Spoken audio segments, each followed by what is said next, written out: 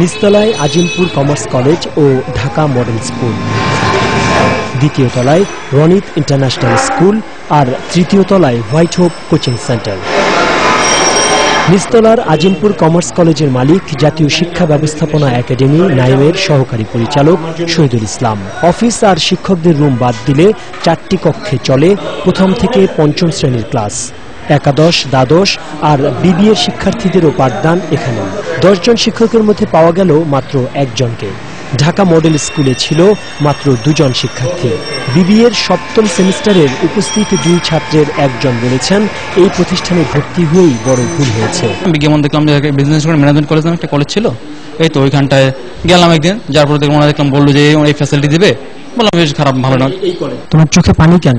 ভাই বললাম জীবনে একটা ভুলই করছি, আর কোনো ভুল করিনি, এখানে ভর্তি। আমি তো নিজেই ইচ্ছাকৃতভাবে এখানে দেখিও নাই, পেপারে অ্যাড দেখছি, তারপর এক বড় ভাই বললো যে এখানে ভর্তিও। কলেজের গভর্নিং বডির এক সদস্য চাকরি করেন গোপালগঞ্জে। তিনি বলেন কলেজের উন্নতির চেষ্টা করা হচ্ছে। মালিককে যেভাবে কি করে ভাড়া বেশি দিয়ে অ্যাডভান্স দিয়ে ওরাই এটা নিয়ে গেছে। রনিত ইন্টারন্যাশনাল স্কুলের চেয়ারম্যান বলেন নিরুপায় হয়েই এভাবে শিক্ষা কার্যক্রম চালাতে হচ্ছে।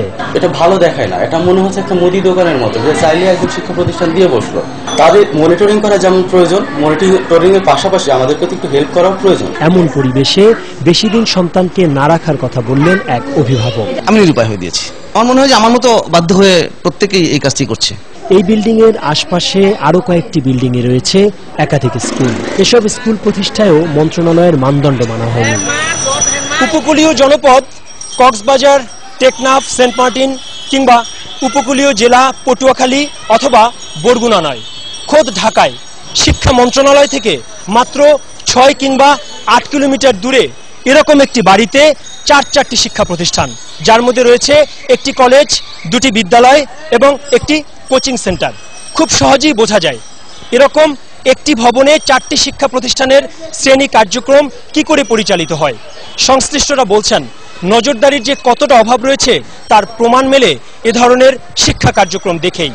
এর একটা অবসান প্রয়োজন, এমনটি মনে করছেন সচেতন অভিভাবকরা। ঢাকার আজিমপুর থেকে মোস্তফা মল্লিক, চ্যানেল আই। বাংলাদেশের কৃষি গবেষণা ও সম্প্রসারণে সরকারের সঙ্গে সহযোগিতা অব্যাহত রাখবে যুক্তরাষ্ট্র। প্রথমবারের মতো সফল 4 কৃষক এবং চ্যানেল আইয়ের সঙ্গে বৈঠকে মার্কিন রাষ্ট্রদূত ড্যান ডব্লিউ মজিনা বলেছেন খাদ্য উৎপাদনের সফলতা ধরে রাখতে আরও সফল কৃষক চাই বাংলাদেশের। রিজভি নেওয়াজের রিপোর্ট। মার্কিন রাষ্ট্রদূত ড্যান ডব্লিউ মজিনা এরই মধ্যে বাংলাদেশের উন্নয়নের সূতিকাগার গ্রাম বাংলা চষে বেরিয়েছেন। সময় পেলেই প্রত্যন্ত গ্রামে ছুটে যাচ্ছেন দ্বিতীয় মেয়াদে বাংলাদেশে দায়িত্ব পালনকারী এই কূটনীতিক। খুব কাছে থেকে তৃণমূলের উন্নয়নযজ্ঞ দেখতে গিয়েছেন 49 জেলায়, লক্ষ্য 64। প্রায় সব সময় রাজনীতিবিদ, নীতি নির্ধারক, সুশীল সমাজ, ব্যবসায়ী সহ সমাজের উঁচুতলার মানুষের সঙ্গে ওঠা বসা করা মজিনার জন্য সোমবার বিকেলটা ছিল একেবারে অন্যরকম।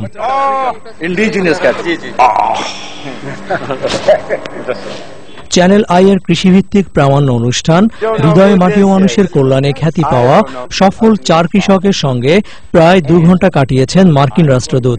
উদ্দেশ্য কৃষি উৎপাদনে বিপ্লবীদের নেপথ্যের গল্প শোনা। সে ধনিয়া পাতা চাষ শুরু করেছে যখন বিপ্লব ঘটে যায়, ওইটা করার পরে রেজাল্ট হওয়ার পরে আমার 5.5 লক্ষ টাকা লাভ হয়। আমার 102 বিঘা পেয়ারা আছে এবং অন্যান্য প্রজেক্ট আমার আছে, প্রজেক্ট কমই নাই, কিন্তু আমার এখন আরো ফাইন্যান্স দরকার, না হলে আমি ওটা রিকভারি দিতে পারি। আলাপচারিতায় এসেছে কৃষির মূল খাত এবং উপখাতের সাতকাহন।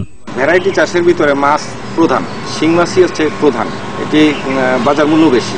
Do you have cold storage? We have only cold storage for potatoes, but for keeping fruits and vegetable we need a specialized cold storage. কৃষকের সঙ্গে বিনিময় করেছেন কৃষি আর কৃষকের প্রতি তার নিখাদ মমতার কথা। That problem is not unique to Bangladesh. We have the same problem in America because it's the farmer who does the work every day, every day.